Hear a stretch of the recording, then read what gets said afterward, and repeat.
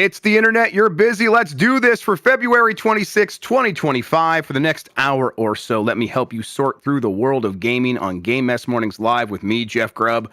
Today, what is next for Warner Brothers after its closure of a storied game studio, and should we expect more Silent Hill remakes? But first, please join me in welcoming today's co-host to Game Mess Mornings. It's Jason Fanelli, everybody. Jason, how are you doing? I am doing pretty good. My voice is finally back from the beginning of the month. Just want to point at this hat real quick. Get it out of my system. No, things are good. Things are working. We've moved on. The NFL Combine is getting ready. We don't have to talk about your team anymore. Yes, we do. They want to ban my tush push. Yeah, they that would be bad. That's such a good football play. It is such a good football play, and it is a football play. And yes. You know who it is? This we can kind of come together on. Oh yeah, it's the Packers. Yes, the Packers are the ones that are whining, and they whine so much. Off. Yeah, they want to say so stuff like we're the NFC's like New England Patriots or whatever. Oh please! And it's like the New England Patriots, for as bad as they were, actually didn't whine as much as you do. So no, you That's are correct. The NFC's Green Bay Packers, a bunch of whitey sacks of poo-poo.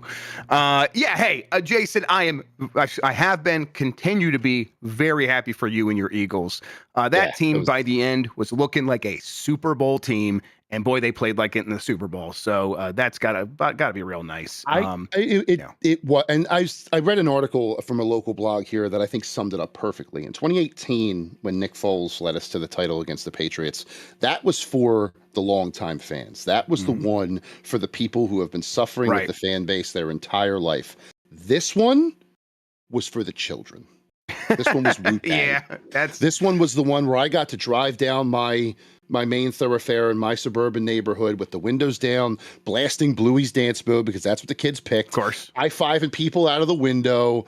It was for them. And now they talk about it a lot. That was how much fun it was and how they hope they win the Super Bowl every year. And I said, pump the brakes, kid.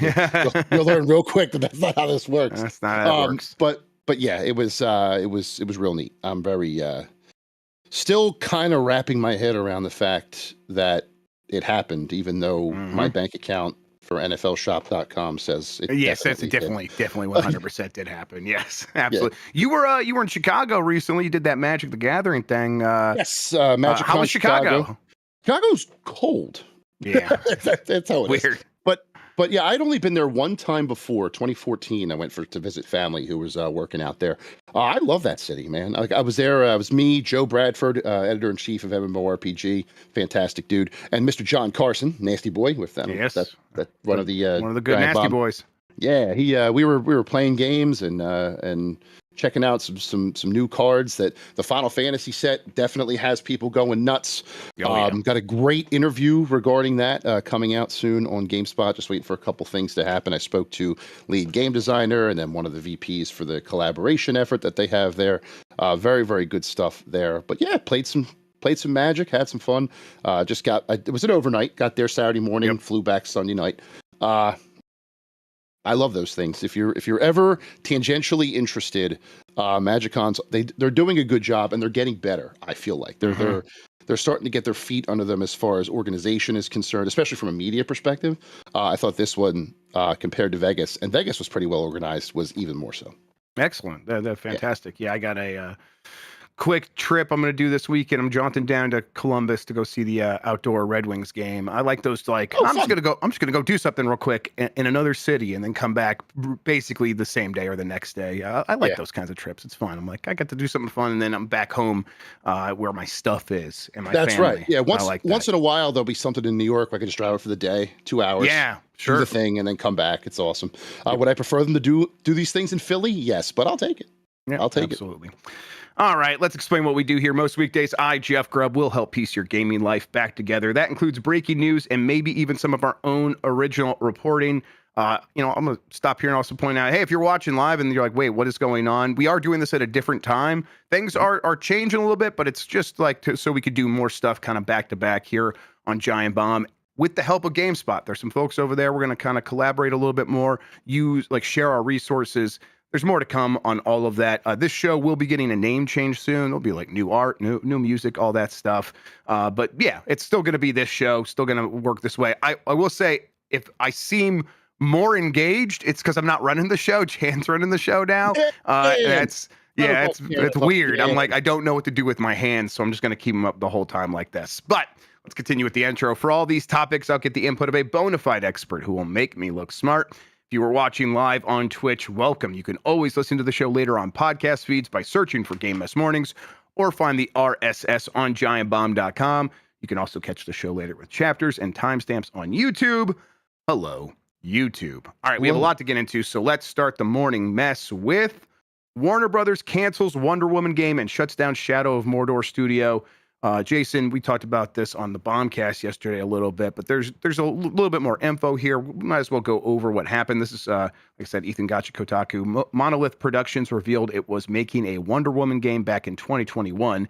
Now, publisher Warner Brothers Games has announced that the project has been canned, and the studio best known for Middle-earth: Shadow of War is being shut down as well as part of larger cuts. The shakeup comes after 2024's Suicide Squad bombed and platform fighter Multiverses failed to make a comeback. The news, first reported by Bloomberg, was confirmed by Warner Brothers Games in a statement provided to Kotaku over email. We've had to make some very difficult decisions to structure our development studios, says the statement, and investments around building the best games possible with our key franchises. That includes Harry Potter, Mortal Kombat, DC, and Game of Thrones. After careful consideration, Player First Games and Warner Brothers Games San Diego, which was a new studio, newish, this is a strategic change in direction and not a reflection of these teams or the talent that consists within them, but parentheses still go to hell all the people that work there. All right, yeah, so let's kind of do the initial feed or reaction here of Warner Brothers closing these studios. I got to say, Jason, the writing had been on the wall for years now for this stuff, because Warner Brothers has shopped these studios around multiple times to sell them off to external parties, and they were never able to make that happen. And it's like, well, they clearly don't want to own these studios, but no one wants to buy them without getting the IP, which continues to be was the hang up for all those deals. Was, hey, you want to sell me a studio that's working on Batman stuff and all this other stuff? Can we have Batman too? Well, no, of course not. So when they weren't able to sell them, it's like, okay, so as soon as they kind of find a moment where they're at their lowest, they're probably just going to shut these things down. And here we are. And the fact that we were able to see this coming for years and they weren't able to manage themselves out of it speaks to the deep mismanagement in this company and in this industry at large. And it just continues to suck that it can happen to a studio like Monolith Productions, a company that's had so many interesting and awesome games over 30 years. And, David Zaslav and then the people below him that were running WB Games, who reportedly did a very poor job, according to everyone who's ever talked about it. It stinks. It stinks. Yeah. There's really no other way. I mean, call up Jay Sherman from the 90s, The Critic Show. It stinks. I don't mean to, I'm trying to add some levity. But for sure. In all honesty, I don't know with the new GameSpot Giant Bomb thing what the profanity rule is. We're going to try not to say the F word as much, but I will continue to fail at that. Screw David Zaslav. There you go. Yeah. And screw Haddad right underneath him. The only thing you need to see that really explains the impact of this is to find people who worked there on social media. Blue Sky specifically is where I was seeing them, and just seeing how devastated they were that the world is not going to see this Wonder Woman game. Multiple people saying we were working on something special. This was going to be great. We were so excited to show it to you. And because this idiot and his little cronies underneath him don't know a video game from their ass from a hole in the ground, now here we are with dozens of people, probably hundreds of people out of a job. It's funny, last time I was on this show, we talked about the mismanagement of Multiverses, right? Because it was right when they announced that they were going to be shutting that down in May. So that is now probably a pretty good test case as to the whole of WB Games. Honestly, at this rate, the only thing I would be confident with them doing is licensing their IP. I have no confidence in internal Warner Brothers Games anymore. And I hope that somebody can come in and purchase some of these other studios with their IP and get them out of there. NetherRealm is first in my head because I'm a fighting game guy. NetherRealm would be able to like be the one that could pull that off, right? Because you could see Warner Brothers being like, well, okay, a video game first franchise, we will sell that IP along with NetherRealm, and whether that's NetherRealm buying themselves out or getting sold to another corporation, that seems possible. Although it also feels like if that could have happened, it probably would have happened by now. Happened already. But who knows? It doesn't help that their last two games are compared to like Mortal Kombat X in 2015 is when it should have happened. Right. After that, it's sort of like Mortal Kombat 11 was fine. It made a lot of money though. Mortal Kombat 11 made a ton of money. Sure. From a quality perspective. Sure. You're right. Yeah. Sales but that the next game, Mortal Kombat 1, paid for that quality. Like that's the one that was like also a kind of mid in the opinion of a lot of fighting game fans, and then also didn't make the money that Mortal Kombat 11 made.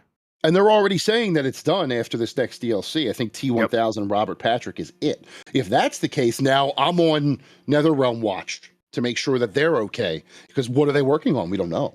Yeah, I mean, so we got that story. I think we also talked about this during the Bombcast. I think, if not, it was Game S Mornings earlier this week that the DCU people, James Gunn and Peter Safran, were like, hey, we had good conversations with Rocksteady and NetherRealm, and then immediately right after that is when they announced, and then also don't worry these other studios are getting shut down. So it's like, okay, you could see that right in this moment, they're like, well, we're going to give Rocksteady another chance. We're going to give NetherRealm, not another chance. Those games, they didn't perform as well and they weren't as good, but NetherRealm's not at risk of closing down in this moment.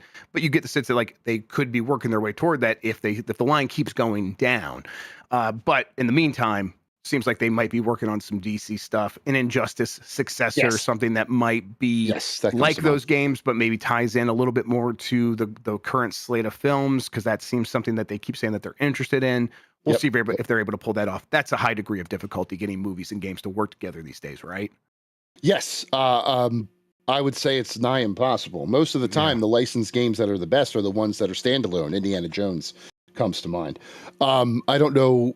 I mean, I would hate to see, if they were to go back to Mortal Kombat, it be related to the movies. I kind of like that they're their own thing. Oh, definitely, yeah, for sure.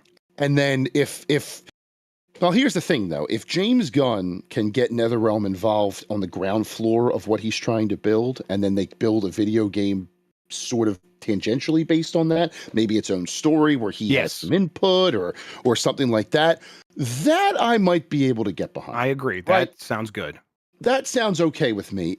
Whether it's Injustice or whether it's called something else and it's just a fighting game with DC characters, what have you. But nothing I could dream up in my head removes the dread of the Zaslav effect, the Haddad effect. And that will always be there for as long as these companies work for Warner Brothers Games. And Monolith, man, people talk about the legacy of Monolith, and they are not wrong. Right. 30 years and a full portfolio of classic fan-loved games. Unfortunately, with these two dipshits, it never mattered. These are the guys who are still calling video games Nintendo. Oh, yeah. I mean, they don't even understand movies, their primary business. Right. Well, of course, there's no chance that they're going to understand gaming. And, the evidence, the proof of that is in the pudding of the things that they say, their actions, for sure. This is the company that made Harry Potter, Hogwarts Legacy. And Hogwarts Legacy did very well, continues to be one of the best-selling games every month, at least in the United States, but I think globally. And their reaction to that is, publicly at least, to investors, well, the next Harry Potter game might be a live service game. So, what? What are you talking about? And then there was a leaked email that was sent internally following these closures from Discovery Head of Global Streaming and Games, J.B. Perrett. Polygon published parts of the letter. He said that the team needs to regain our credibility and swagger at producing great games, and he blamed current financial difficulties on the product market fit and quality of too many of our new releases really missing the mark. We need to and will do better for our fans first and foremost, and also because regaining that credibility is critical to us securing even more investment in games in the years to come.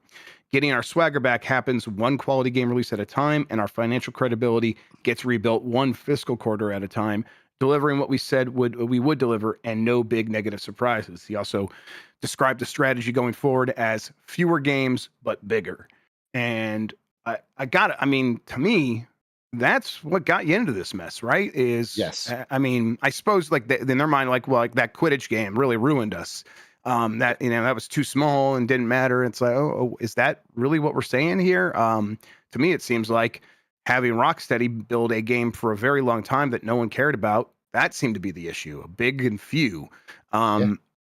So you're going back to your point of having very little faith in Warner Brothers to be able to guide these studios out of whatever situation that they're in. I'm right there with you. Yeah, I mean, this guy used swagger in his email more than once. That's all I need to see, right? These are the kind of like, come on, man. You're not playing sports. You're not talking about trying to get your sports team back in the Zaslav game gets here. his groove back. Yeah. Jesus Christ, it's so disheartening, and I mean, it's just the latest symptom of a larger issue, right? Oh, yeah. This is basically the kind of story we've been talking about for 2 years now, just at different places. It just so happens to be one that we saw coming a mile away, and we're just waiting for that second shoe to drop. God, that I will now. I can't wait. I hope maybe it's me one day that'll write this story. It won't be, but hopefully someday it will be. I would love to write a Wonder Woman story to get that story to get that. I mean, I'm sure they're NDA'd out the wazoo, but when people stop caring and they want to tell that story, I would love to hear what went on in that studio for 2 years and the absolute bullshit that they had to put up with just to have their game canned. It's infuriating. Yep. Absolutely infuriating.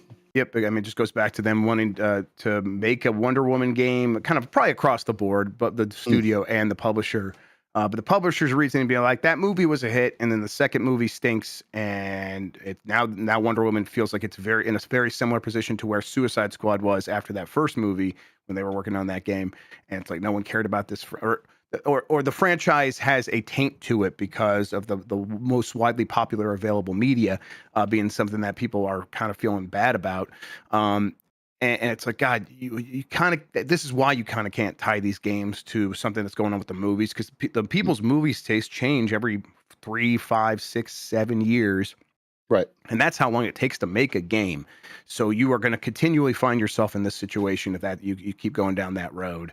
And it's like, you would have been better off kind of choosing a different DC character and reestablishing it in gaming separate from anything that's happening with the movies. And I think, honestly, a lot of us were saying that at the time, definitely for Suicide Squad, maybe less so for Wonder Woman, but definitely for Suicide Squad. So mismanagement across the board, and the managers mostly still there.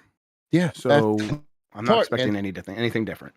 That gets you. The people who this mess, they stay in their jobs on their whatever the hell, and we're grinding every single day to make these things happen are now out on the street, and it's just like I keep saying infuriating because I want to say we're trying to keep it clean. Jason, you're breaking up a little bit. I don't know if it's internet issues or something like that. Yeah, just a little bit of glitching. Better? I think it might be coming back a little bit. I was shaking. That might have something to do with it. I don't know if it's maybe my wire is a little okay.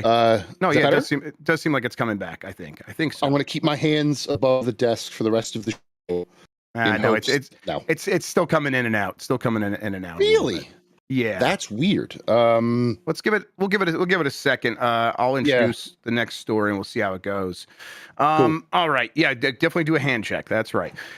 Warner Brothers keeps Nemesis gaming patents despite studio closure. So, God damn it. This is from Scott Barrett at DualShockers. Warner Brothers may have closed some of its more prominent studios, but it will retain a patent created in a game made by one of its now former subsidiaries, the subsidiary that it closed. The gaming world was shocked when it revealed that Warner Brothers had canceled the Wonder Woman game that was first announced back in 2021 and never had a proper gameplay trailer. Wonder Woman has been in development for years, and there's a lot of speculation as to why it would be shut down now. On top of Wonder Woman's cancellation, Warner Brothers also announced that it had closed 3 of its studios, WB San Diego, Player First Games, and Monolith Productions, the last of which was working on Wonder Woman. while WB may have destroyed Monolith Productions, it still is going to keep one of the patents made by the company. As Imran Khan of VentureBeat confirmed, excuse me, Warner Brothers will retain the patent of the Nemesis system from the Lord of the Rings games produced by Monolith for at least another decade. The Nemesis system was created for Middle-earth Shadow of Mordor and used again in its sequel, Shadow of War. Essentially, the Nemesis system allowed players to have rival characters in the game that would get stronger as they defeated the protagonists remaining throughout the story. Basically, they would come back and they would have their own personalities, and you would then be charged with going out and hunting them. And then if you killed them, they might come back later and have like a wound or something and have like an axe to grind against you. It was a very cool thing. And Warner Brothers patented it. They had a patent for this idea, this concept, and that's one of the reasons we haven't seen it in other games. I bet there are other reasons where it's like, it's maybe difficult to replicate, but the big reason being the patent.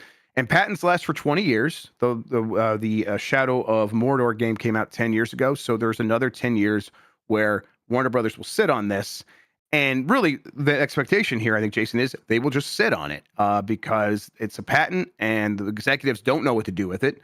They wouldn't even know how to like leverage it to maybe get some value out of it by like working with other publishers and be like, hey, we will lease this to you or sell it to you relatively cheap so it makes sense for you. No, they're just going to sit on it, and now they don't have a studio with the expertise to take advantage of it. This is just such a black eye for the way this video game industry works, right? Yes, it is. How we feeling? We all right so far? I think we're doing good. Okay, cool. Just goes back to what we were saying previously. And this is actually even worse because like, it's one thing to have your IP because it's inside Warner Brothers, it's Batman, it's all that stuff. This is a potentially game industry changing system that was started by a company that just happened to be in your purview, and then you locked it up and you're not letting anybody use it. It's basically taking your bow and going home. I would love to see variations on this, right? But you can't because anything that resembles it is gonna influence this patent. So could they sell the patent? Could they? They could. Could they do something like that? I mean, but I think we know that what they're going to do, and it's nothing. Because they're going to do nothing. Like we know how corporations work. Yeah, you have something, and can you, unless you have like feel full ownership of it, you don't even really know it, like how to like approach doing something with this thing. Mm-hmm. And so everyone just kind of does nothing and sits around and like lets it sit over there in a filing cabinet. That's what's going to happen here. And it's very frustrating because, as you point out, we would love to see variations on it. We would love to see the industry riff on this idea. And that's not like some novel concept. That is video game software development from the very beginning. I always harp on this, that from the beginning, if someone made a video game at, Stanford or whatever the hell it was, Space War, and a bunch of nerds went there and couldn't stop playing it. And then they're like, I'm going to take this and I'm going to copy it basically beat for beat and make my own version of this and put it in the arcade. And someone else did the first two games after Space War were Space War clones. And then the next game after that, kind of basically Pong. And then there were 50 Pong clones. And that is the story of the industry. People like, Pac-Man clones, Space Invaders clones. Just keep going down the line. Doom, there are Doom likes. And the industry was vibrant because of this, because it did actually breed competition and new ideas coming out of the same basic formula. And it has always worked. It has always been good. There are definitely times when people have put out a game and like some mobile developer will copy it exactly. And that is one of the issues with this. But, we still have that. That still happens. And in the meantime, Warner Brothers gets to patent this idea. Patents in software development continue to be just mostly a terrible thing. And, it's why I will continue. Whenever someone like works in open source development, I'm like, you are a saint. Thank you so much. Like we need more of that. And that continues to be like a closely held belief by many people who do work in software, that these things should be shared with one another. And so when a corporation comes in, it's like, we own that. They didn't even create it. The people that created this don't work there anymore. It's very, very frustrating to me, Jason. It is. Iteration sometimes breeds innovation. And all those examples you just said are perfect. I would also add that Mario, obviously, Super Mario Brothers, then brought in all the platformers like Sonic the Hedgehog and the true pinnacle of our industry, Bubsy. So, sorry, couldn't say that with a straight face. The pinnacle didn't happen until Blues Brothers 2000, please. Oh, that's right. Go watch Play Club. Great. That was a great pitch. but no, it's just the same.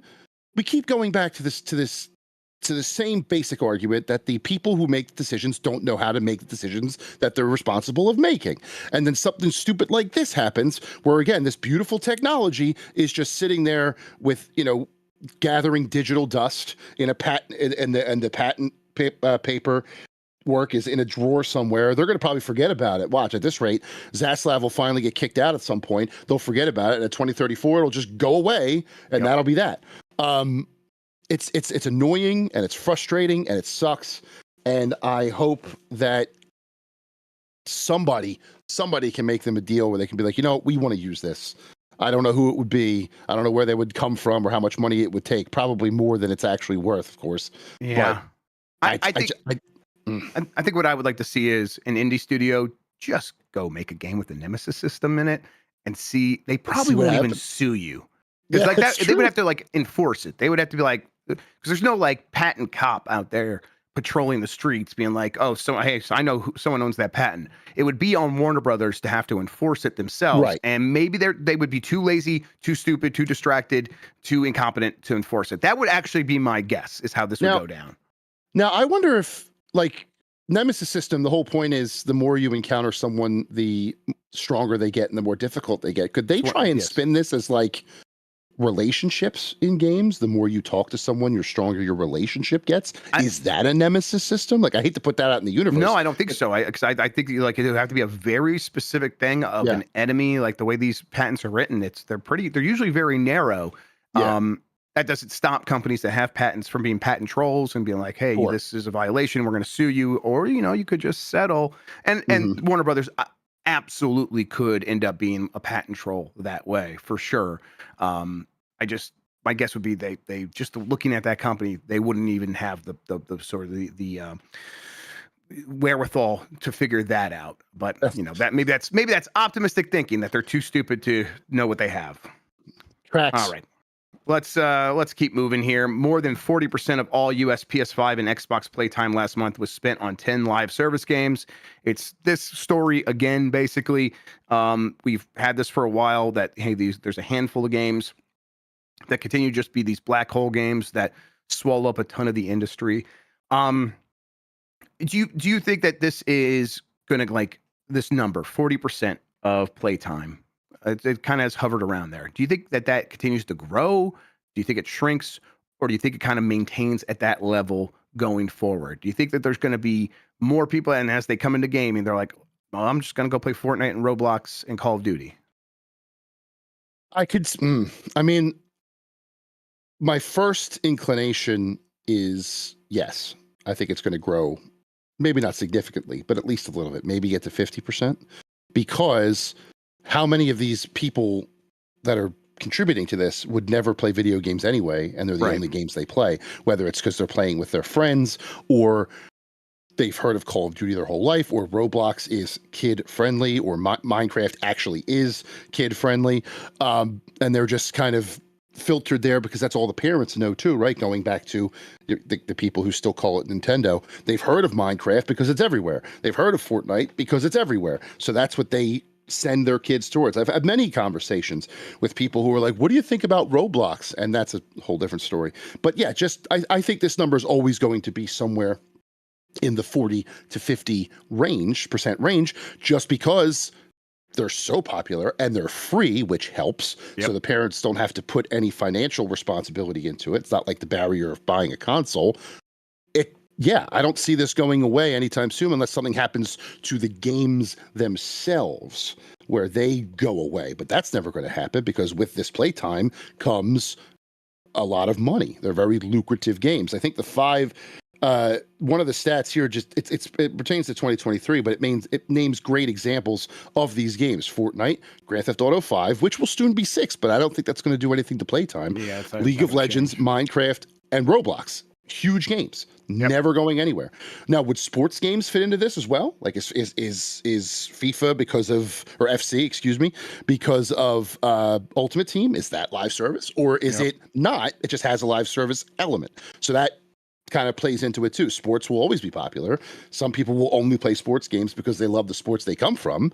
So I don't think it's ever going away. But I also don't think that I think the main challenge here is for the industry is getting these people who are only playing these live services games to make the jump, right? Yeah. To the that's why I think they focus so much on IP collaborations at the moment. Like Teenage Mutant Ninja Turtles being in Call of Duty is absurd.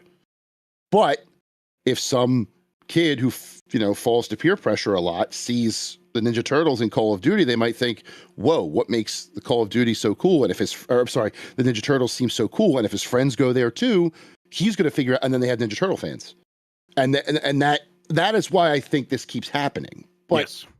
But to go back to the playtime thing, no, I don't think this is ever going away. Just because these games will always be popular as long as they continue to make money. Yeah, I think what happens here is you mentioned trying to get people to jump over, and it's like I maybe they have to find different kinds of players that like actually want to jump around from games, and those people will exist separate from the people who only are in these live service games. But in that case, I think even someone that comes in the gaming for single player narrative driven RPGs and stuff probably finds themselves, at least a portion of them, also jumping into Fortnite with their friends. Their friend want to play video games, so it's like everything will benefit from that, except for maybe like live service will always benefit from more people coming in. That's why it will continue to grow and continue to be like this, at least this size in the industry. I think the dynamism of hey, are people buying a lot of different kinds of games? That will have to come from attracting the kinds of people who are into that idea in the first place. And the people who came into gaming for free to play live service games to play with their friends were probably never going to be that kind of person. So, right. Yeah. And I the other side of that is, okay, well then do these companies, are they interested in the demand from the people that want to play a lot of different kinds of games? Or do they continue to hear the siren song of, we could be the 11th game on this list, the 11th black hole game? I think they continue to hear that, and that is a problem for expecting to get a lot of variety from big companies. Warner Brothers themselves saying we're going to make fewer games, fewer and bigger. So that doesn't sound great to me. No, it doesn't. it's a fallacy to think because there's only so many gamers. There's a lot of them, but there's only so many gamers and so much attention span to go around. And eventually you're going to have people who are loyal to these 10 live service games. I would consider myself most loyal to Fortnite. It's the one I play the most. It just is. My kids would say Minecraft. They play a lot of Minecraft together. They each go into each other's worlds on their Switches. They're just in their own little isolated spots. So they would say Minecraft. I have friends who love League of Legends, including one lurking on this call. I have people who play GTA Online all the time. I have people who I try to tell not to play Roblox, but that's another story. That's what they play. And that's the one they're going to be dedicated to. Are they going to have the bandwidth to try number 11? Yeah, I think there's a we're whole hitting a wall. graveyard full of IP that would say no. Yep. And what does happen is the big games keep getting bigger. Roblox has been around since 2006. Yeah, they just add more stuff to that, and people just continue to glom onto that. And then if they stop playing that, they graduate to one of these other live service games. We have stories of Grand Theft Auto, the Rockstar planning to have huge user generated content plans for GTA 6 online. And it's like, yeah, you want to be the adult Roblox, and that will certainly be a likely scenario for what we're going to end up seeing from that game. God, could you imagine? Yep. I mean, yeah, they already have a lot of creator levels in that game to make that a focus and make that central to it. I can't imagine. It's not even getting into the private roleplay servers that have become ubiquitous with that game. I know someone they acquired the role-playing server company, and so they're going to have that built into the game as well. It's going to be a very weird time once GTA 6 just to figure out what that game even is to a lot of people. Sure. All right, let's take a quick break. We will come right back after this with plenty of more headlines, including Mecha Break doing very, very well. That game popped off. We'll talk about that right after this.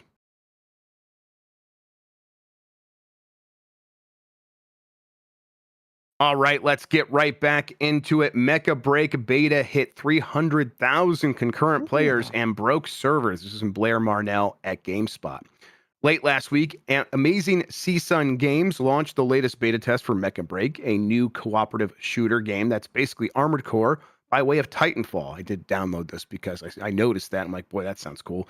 If the initial wave of 300,000 concurrent players is any indication, Mecha Break could be well on its way toward being a hit. However, all of those players led to some of Mecha Break's servers going down. In a message on Mecha Break's official social media channels, Amazing CSUN Games apologized to players for the server problems and promised to send out 3 batches of Ultimate Maintenance Box. Basically, they're just sending you freebies in the game. I don't know what any of those words mean. I mostly want to talk about this because it's like, man, God, these games are still popping out of nowhere for me. Where it's like, yeah, sure, I'd heard about Mecha Break. We saw trailers for it. I think maybe it was in the Keeleys, something like that. And I'm like, oh, that looks pretty cool. I'll check that out. I did not know that this was a game that was primed to have 300,000 concurrent players on Steam, which people that maybe don't know, that's a massive number. That's more than just about any other game you can think of gets, let alone in a beta. So yeah, this is nuts. I think the story I take away here is games can still do this, and then whether or not they can maintain it is a whole other story. But the fact that this is still, that there are people thirsty for something new speaks to, yeah, more games might be able to join that cadre, at least temporarily, of the 10 games we just talked about in the last story, right? Right, but also too, this is an idea that maybe in practice is not that much different from the live services games, but it's big mechs. It's Armored Core and Titanfall. It feels has different. Its own, it feels different. So people are going to flock to it. And yes, you are correct. They basically, if I go back to my email history correctly, I believe they basically saved all of their trailers and big news for Keighley related events. Gamescom they were at. The last 2 Game Awards, I believe they were at 23 and 2024, which is also pretty intelligent for a new studio with a brand new game like that, because that's where all the eyes go, right? 40 million viewers or whatever it was for the last 2 Game Awards, not combined, each. That's a lot of people seeing these trailers, and they see big mechs blasted all around and all this, and they go, okay, I'll give it a shot. And all of a sudden, here we are, 300,000 concurrent players breaking the servers. Can they maintain that? We will see. That remains to be seen. But the fact that that's even possible should be a nice little beacon or a blueprint of how to make this happen instead of what we were speaking about before. I think it's really cool. And I think they've also done a very good job of getting their word out to press like us. I've seen a lot of emails talking about Mecha Break from these dudes, which then leads to us, previewing it or what have you. And then that is another avenue to get some word of mouth out. It's word of mouth, like I just said, in practice. I feel like that I think people now really devalue word of mouth or don't put as much emphasis on it as they used to. Sometimes the only thing a game needs to get huge is friends telling friends, hey, this is pretty cool. Granted, a lot of that is probably helped by, hey, I watched this YouTuber play it, if I'm being honest. But still, for sure. The YouTuber plays it, the kid watches it, tells their friends, all of a sudden they're all in. Right? So I mean, I like it. I think it's good for them. I hope it continues. And it breaks. I kind of hope it breaks more servers just so they can be like, hey, we're trying, but you guys keep making us very popular. We can only go. We can only be so popular, guys. Give us a minute. But hey, good for them. I like seeing new IPs break out like this, and I hope it lasts for a good amount of time, especially considering the 10 Goliaths we just spoke about. Yeah, I'm gonna give this a shot. I'm gonna see it for myself. It looks pretty interesting. Yeah. We'll kind of take it from there. All right, let's keep going here. 3 years later, the Steam Deck has dominated handheld PC gaming. This is from Sean Hollister at The Verge. Today is the 3rd anniversary of Valve's Steam Deck, the handheld gaming PC that all but created the market for handheld gaming PCs. We all know there was stuff before that, but come on, everybody. It was a mess to start, but 3 years later, The Verge has data showing how it has dominated the nascent market. While Valve told us in November 2023 that it had sold multiple millions of the AMD-powered handheld, we've never had a good glimpse at how big it is or how Windows competitors stack up. Until now, it seems the Steam Deck so far has been bigger than all of its competitors combined. Market research firm IDC uses supply chains to estimate just how many handheld gaming systems have shipped around the world and creates spending forecasts based on that data. When asked, they asked IDC market research analyst Lewis Ward, shout out to Lewis, a friend of mine, if he'd be willing to isolate SteamOS and Windows gaming handhelds from that data, he said yes. So here are the estimates: combined shipment of the Steam Deck and the Windows-based Asus ROG Ally Lenovo Legion Go, and MSI Claw from 2022 through 2024, and an estimate for 2025. Basically, the numbers break down to there have been probably around 4-ish million of these things sold, and actually, excuse me, 6 million of these things shipped over 3 years, and about 66% ish of those are Steam Decks. Those are general figures, but that's how it breaks down. The Verge has more specific numbers, and of course, that comes from IDC's estimates and data. That sounds about right to me. And I think the good news there is that Steam Deck, based on the name and people just like being like, oh, I see this thing when I open up Steam, so this is the default thing. People are shopping around and picking the one that's right for them. And a lot of these other ones are selling pretty well, even if the Steam Deck is kind of barreling over everything in total. It's like, well, it's not like 85%, which, it easily could have been. It's like, no, people want that Roger Ally, and it's doing just as well. I think overall, what these numbers say, though, Jason, is this is a very healthy, fast-growing market, especially when you think about the way other, laptop PCs might sell. These things are selling better than most of those. Yeah, and I think it goes back to convenience, right? There's something about lugging a heavy gaming laptop with a giant brick everywhere you go, or you just have this handheld. Sure, battery life is an issue, but that's an issue on laptops too. That doesn't really matter, and it's much easier to plug this in than it is to plug in the big brick. I'm not surprised too that the Steam Deck is the leader of this. As you said, it was the first one kind of to create this new market. It sort of started everything back in 2022, but also too, the main ones as you listed here, Asus, Lenovo, and MSI, even people who are loyal to those three brands for their PCs, Steam's universal. Steam's on all three, and they're all playing their games on Steam. So they hear portable PC, they're going to go to Steam first. Granted, the Steam Deck, thanks to its Linux background or whatever it is on the actual thing, it's not as universal. Like Legion Go is a Windows 11 PC I happen to hold like this. So that makes it a little more, makes the barrier of entry a little lower for me personally. But I'm a PC idiot. I will be the first one to tell you that. But I think that, as you said, the fact that it's only 66% kind of goes to the quality and possibility of the idea in general.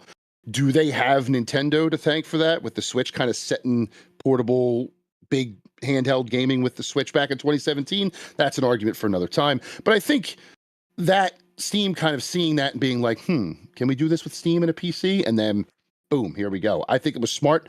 I think they were the right ones to do it. I don't think a PC company like Asus or Lenovo would have been as successful if the Steam Deck weren't first. I think the Steam Deck had to be first to make this nascent market what it is.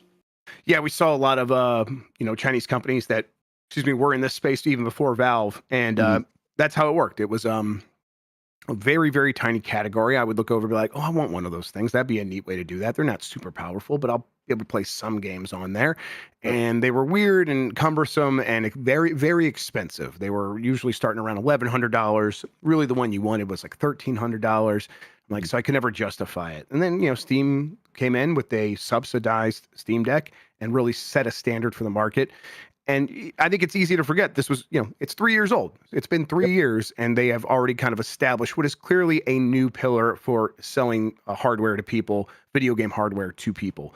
I also think that, this is the first go around still, really. I think when they do have a Steam Deck 2, that will be primed, I think, to pop off much faster, much quicker. The numbers that Lewis Ward provided here was like in the first year, they sold about 1.6 million of these things. This is for the combined sales of the Steam Deck, Roger Ally, Lenovo Legion Go, and MSI Claw. Obviously, those weren't all out in 2022. But for the category, the 1.6 million in the first year, 2.56 million in the next year, then down to 1.45 the year after that. And then the estimate for 2025 is it will jump back up to 1.9 million. These are not Switch numbers. These are not, these are not even Xbox numbers. Let's be clear. Xbox is selling much faster than this, but this is a brand new category. It is having a little bit of ups and downs, but it's kind of bouncing back up. And so I think it is going to be a permanent fixture here. And like I said, Steam Deck 2 comes, I think it really sells much faster than this. What do you think? Kind of reflects, how people view gaming in general. You have your console, your players, your Xbox, your PlayStation, and that whole group. PC gaming's always been there. Yep. Right? They've always been people who are loyal to just playing on PC. Now they just have a new way to do that. So while you're saying they're not Xbox numbers, they're not Switch numbers, they are numbers comparable to the loyal PC game fan base who want a handheld gaming experience as close to, granted, it's not, keyboard and mouse. You're not going to be able to do that on a handheld unless you jerry rig it and there's HDMI ports or what have you. But being able to take the progress that you've made in a Baldur's Gate on Steam or something like that and just putting it in your hands, that's very intriguing for people who can't lug their PC across the country when they're traveling. So they bring the Steam Deck instead. It makes perfect sense to me that even though, like you said, they're not selling gangbusters like the biggest names in console gaming, it is a very healthy number simply because the PC gamers want the option. Yep, absolutely. All right, let's move along here. After Silent Hill 2 Remake's success, Konami and Bloober are teaming up again. This is from Michael McWhorter at Polygon.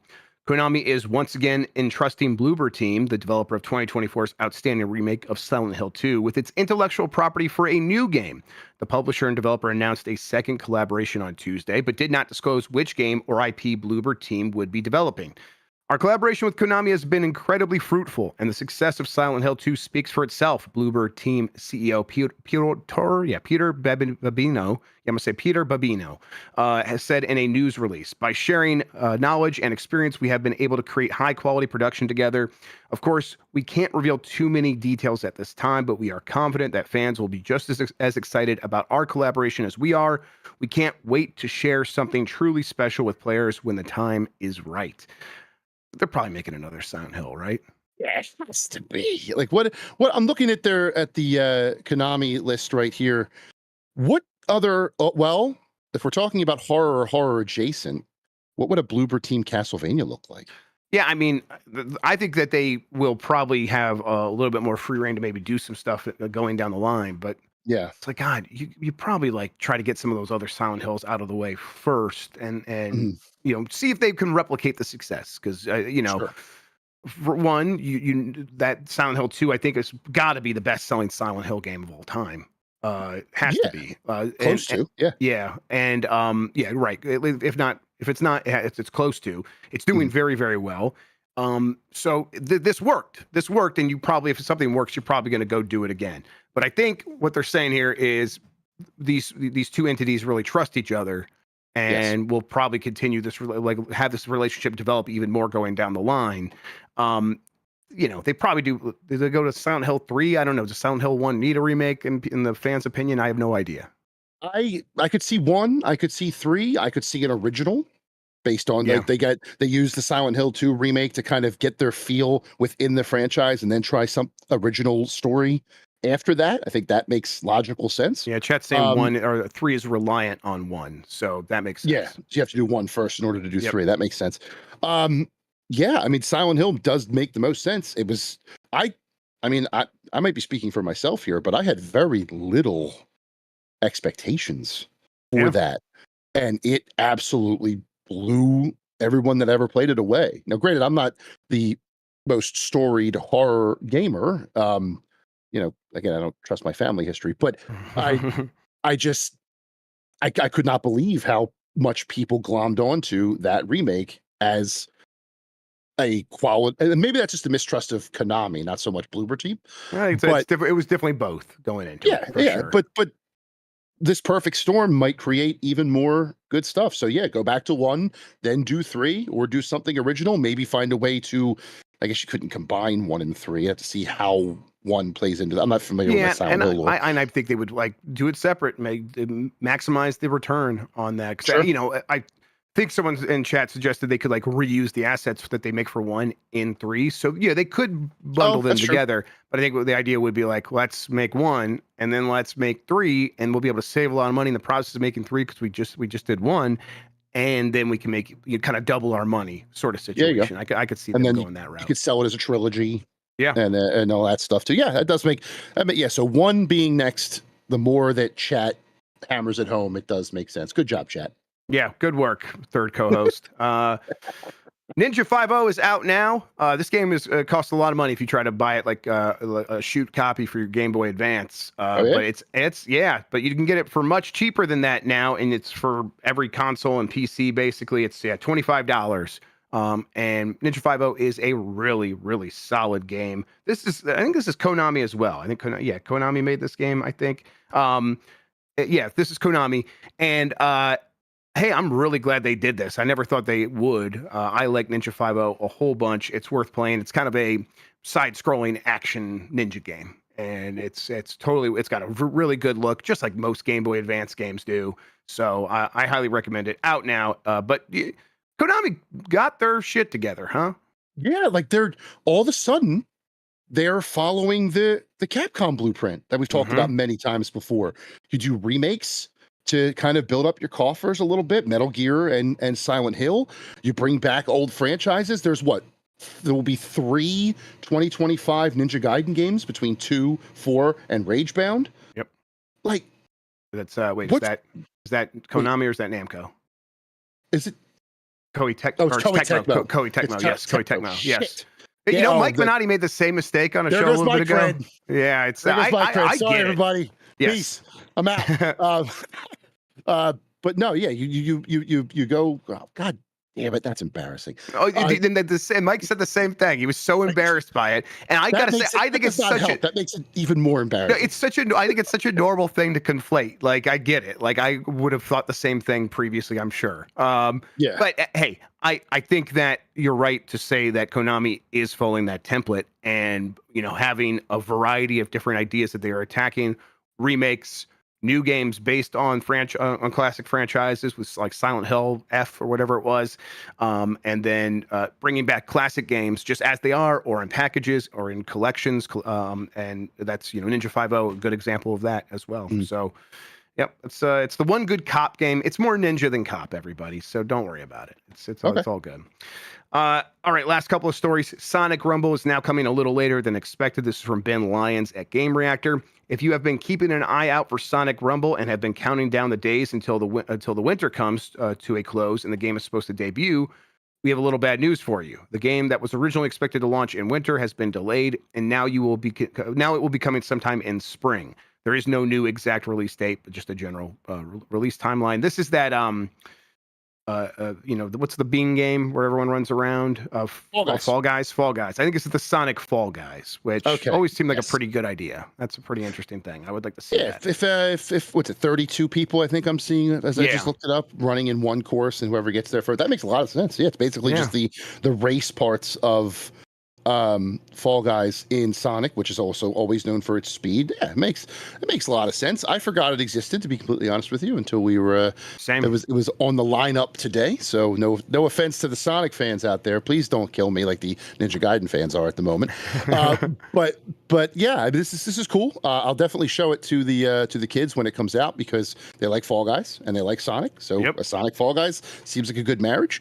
Sucks that it's not coming out when they want it to, but if it can still come out this year and make some waves, let's see it. That's cool. I think this is great. I kind of wish they would just do another Sonic Party game, a Sonic Party instead, but maybe they'll do both. Maybe they'll get around to the other one eventually. All right, last story here. This popped off right before we went live. Dragon Age: The Veilguard headlines March's PlayStation Plus Essential Games. Wow. Sony Interactive Entertainment has revealed March 2025's PlayStation Plus Essential Games. These are the games that you get for just having PlayStation Plus at any tier. You add them to your library, and then you have them as long as you have PlayStation Plus. March's PlayStation Plus Essential Games are Dragon Age: The Veilguard, the PS5 for PS5, Sonic Colors Ultimate, and Teenage Mutant Ninja Turtles: The Cowabunga Collection. They'll be available to subscribers to claim starting March 4th, and then that will last until March 31st. That's pretty soon for Dragon Age: Veilguard, huh? Yeah, it's weird, but everything about that game has been weird since it came out, right? Like there's been, it's a great Dragon Age, but it's not as good as they wanted it to be. It's not going to get any follow-ups. It's just been a very weird post-launch cycle for this game. This will inspire me to give it a shot. I mean, it didn't fit into my I didn't even try it. Yeah, you're right. Right. Yeah, it didn't fit into my holiday plans just because I kind of fell off Dragon Age, so I didn't think it was for me. I want to pick it up. I want to give it a shot based on what people were saying. I loved what I saw back at Summer Games Fest back in June. But yeah, I mean, it is, but it is soon, as you said. It's surprisingly soon. Like I don't know. It's a weird little, like, there's a red flag going off in my head, but I can't quite pinpoint why. Maybe it's because of the Warner Brothers story, and I'm like, oh crap, is EA going to do the same thing? But BioWare is working on Mass Effect, so they should be okay. Well, I mean, they've already done the thing that they did to BioWare, right? They cut staff at BioWare and moved a lot of people over to other teams. Yeah. There were layoffs as part of that. So Mass Effect is going to be its own thing that they'll probably see Mass Effect through. They will make that game, yes. Yeah. But in the meantime, this feels like wiping your hands of the Veilguard hard. Just like absolutely, like we don't even want to look at that thing. Sony cut us a check, and then we're moving on. And they are moving on from Dragon Age. They're not going to make another Dragon Age, at least not unless something changes drastically. Yes. Right. Yeah. You said wiping your hands of the Veilguard, and I agree. But also, as you also alluded, Dragon Age as a whole. Like, this is the last thing. Yes. If maybe they'll put it on Game Pass at some point too. Right. That's it. Like, as far as they're concerned, Dragon Age is a defunct, dormant franchise back where it was before the Veilguard even came out, and that'll be that for a while, which is sad and a shame. But I guess that's just another beacon in this entire industry in it. Yep. It's it'll be an EA Play, which is part of Game Pass, but it's not like EA Play. There's a higher tier where you get day one games, but that's not part of Game Pass. So yeah, it's not on there yet. But hey, they're adding it to PlayStation Plus before they put it in EA Play. And again, that's because they probably could maximize the return, because Sony they probably paid a pretty good amount for Dragon Age so soon. I would agree. Although not too much, or else Sony just would not have done it. So there we go. All right, that is going to do it for the headlines. Jan, let's bring up the poll. I'm going to do it myself over here so I can see what I did, what I even said. All right, loading now. All right, when do you expect Switch 2 to launch? This is an updated poll as we continue to get rumors and speculation, just kind of see how people are feeling at the moment. And I gotta say, it seems like the skeptics and the pessimists are winning right now. 2% think it's coming in April. I think that's completely fair. That would be kind of crazy. But only 13% think it'll come by May. So, the Nintendo Direct is happening April 2nd. By the end of May, it would be basically 2 months, but only 13% think it will make that. 40% are leaning toward June, and that's the bulk of it. So I guess when you add it all up, the majority of people think it's coming before summer really gets underway. Right. Then 45% believe it'll be June or July or later. So the second half of the year. So the second half of the year is only 45%. First half of the year, that 3-month period after the April Direct is 55%. With most people leaning towards June right now. I think I'm with that crowd still. May, June is where I'm at. I still think May is even a possibility. I read the theory of the good dude Brian Shea, formerly of Game Informer, and I think I'm with him. Nintendo podcast, yeah. I think I'm with him that June 20th seems like a good sweet spot, because you get the schools just letting out. Summertime's just starting. The gamer kids are going to have Switch 2 to play all summer. So you get the initial sales. And then at holiday time, you have time to restock and then hit that second sale again.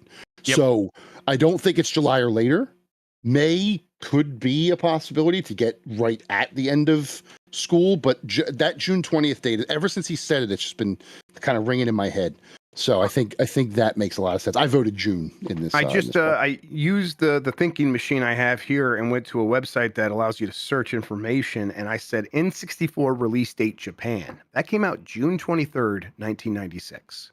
So interesting. So they have released hardware around that time before, and that was the initial release of the N64. And now they do all releases as globally as they can. There's always some lag, but they will release it in North America and Japan at the same time now. So this feels Yeah, this feels pretty good. And that's the whole theory. Shay, I heard there was a former Nintendo employee who hid his name and it was just called Sean on the Kit and Krista podcast. Basically said that same exact strategy of you have the initial wave of like we're gonna have 20 million Switch 2s in the first quarter ready to go with Mario Kart. And then we're going to tell everybody that there's going to be a big game coming that fall. We'll have a restock of hardware by that fall, and Christmas will be like a second launch at that point for people that did not rush to get out the early adopter stuff. That makes a lot of sense. And part of that for sure, 100% for me is Copium, where I am just like, boy, I want this thing earlier rather than later. But it all does line up, and I don't think we're in a world now where they announce all the details in April and then the release date is deeper in the year. It's probably going to be 2-3 months at most, and 3 months kind of puts them in July, and I don't think this thing comes out in July.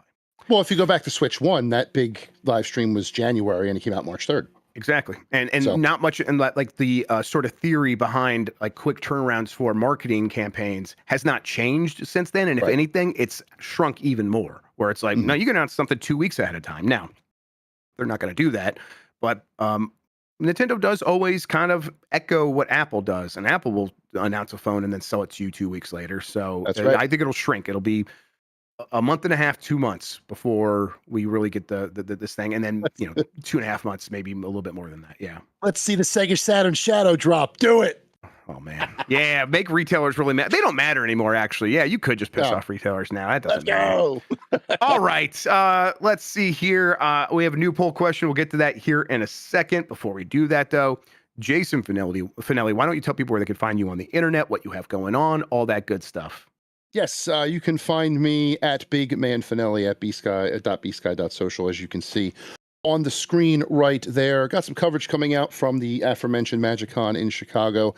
Great interview with the Final Fantasy team, as I mentioned. Other sort of like odds and ends. There's a great article from Joe Bradford, the editor-in-chief, talking about the new Commander brackets. If you play Commander, they have a new like system of classifying how powerful your deck is, and that was just like the first event that was in practice and how that went out. I also just reviewed While Waiting, as I mentioned. I think, I don't know if it's pre-show or on here, but just in case, for But Why Though, an independent website run by Kate Sanchez. Great person, great website. Reviewed that there. Shout outs to all them. Doing some guide work on Pirate Yakuza for IGN, so I'm doing that. Keeping busy. As you want, if I could do one real quick, a quick shout out. I mentioned this in the last show, but recently I went to my local card store to play some Magic, and a fella comes up to me. His name's Mario. He taps me on the shoulder and he says, "Look, we've never met. You don't know me, but I watch you on Jeff Grubb's show." And I went, wow. What? Yep. I said, he's like, "Yeah, I just recognize you." And then the next time I saw him, he had a giant bomb hat on. So, fantastic. Yeah, shout out to that. Hey, hi, Mario. Hi, Mario. Shout out. We all love you, Mario. And a very appropriate name, too, which is awesome. Yep, absolutely. Mario watches Cape Nest 40 confirmed. But yeah, so I meant to say that last time. I forgot, so I wanted to make sure I said it now. But yes, that's where you can find me and all the stuff that I do. If you do happen to follow me on social media, I hope you like pro wrestling, cute dogs and kids, Magic the Gathering, and video games, because that's what you get. That's what you get. And I think you might have some people in your corner for all that stuff here watching today. People who I want to thank for watching. Thank you all for watching, the best audience in gaming. Jason Fanelli, thank you for hanging out with me, talking about video games. I really appreciate it. One of my favorite things to do anytime, man. We have plenty more happening here on the website. Janet Cho, why don't you come on here and talk with me real quick? How should we do these handoffs? What do you think? Sounds good. All right. He's telling me to end the show and we'll go to a standby screen. All right. So thank you, everybody, for watching. You are the best audience in gaming, as I said. Until next time, have a good one. Take care of yourself and goodbye. That's brilliant.